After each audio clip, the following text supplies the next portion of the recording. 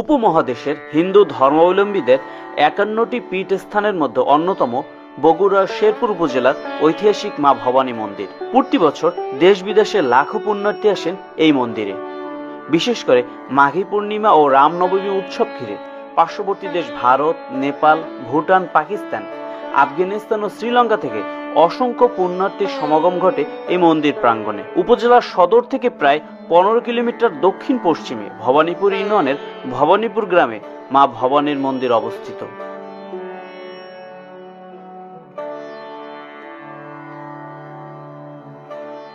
মাতৃমন্দির মহাশক্তির ৫১টি পীঠস্থানের মধ্যে অন্যতম। কালিকা পুরাণ অনুসারে দক্ষ যজ্ঞে দেবী সতীর স্বামী নিন্দা সহ্য করতে না পেরে দেহত্যাগ করেন।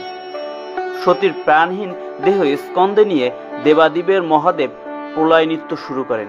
সেই মহাপ্রলয় নৃত্য থেকে বিশ্ব ব্রহ্মাণ্ড রক্ষাকল্পে স্বয়ংভূ বিষ্ণু সুদর্শন চক্র দ্বারা সতীর প্রাণহীন দেহ ৫১টি খণ্ডে বিভক্ত করেন।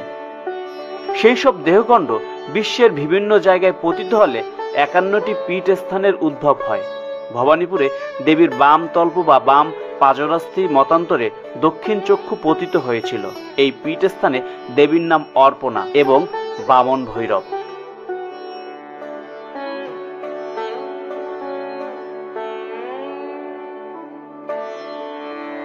প্রাচীন এই মহা তীর্থক্ষেত্রের বর্তমান মন্দির অবকাঠামো নাটোরের রানী ভবানী কর্তৃক অষ্টাদশ শতাব্দীতে নির্মিত হয়। জমিদার প্রথা উচ্ছেদের আগ পর্যন্ত নাটোরের ছোট তরফ এস্টেট এই মন্দিরের যাবতীয় ব্যয়ভার বহন করত।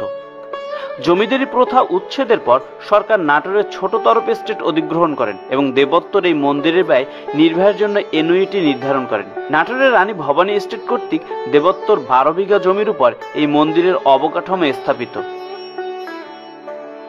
প্রাচীর বেষ্টিত মন্দির চত্বরের মধ্যে রয়েছে দক্ষিণমুখী মূল মন্দির, বামেশ ভৈরব শিব মন্দির, অপর ৩টি শিব মন্দির, ভোগ পাকশালা, এটা প্রায় ৮০ ফুট দৈর্ঘ্য এবং ৩২ ফুট প্রস্থ নাট মন্দির, ২টি অতিথিশালা, বাসুদেব মন্দির, গোপাল মন্দির, নবনারায়ণ সেবাঙ্গন, শাখারি পুকুর, ২টি স্নানঘাট, বেষ্টনী প্রাচীরের বাইরে ৩টি শিব মন্দির এবং একটি পঞ্চমুণ্ড আসন রয়েছে।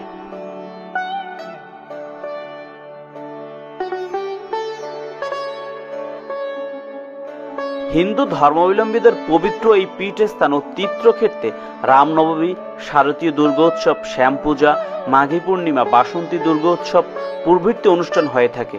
এসব অনুষ্ঠানে প্রতি বছর দেশ বিদেশের হাজারে হাজারে পুণ্যার্থী এই মন্দিরে সমবেত হয়।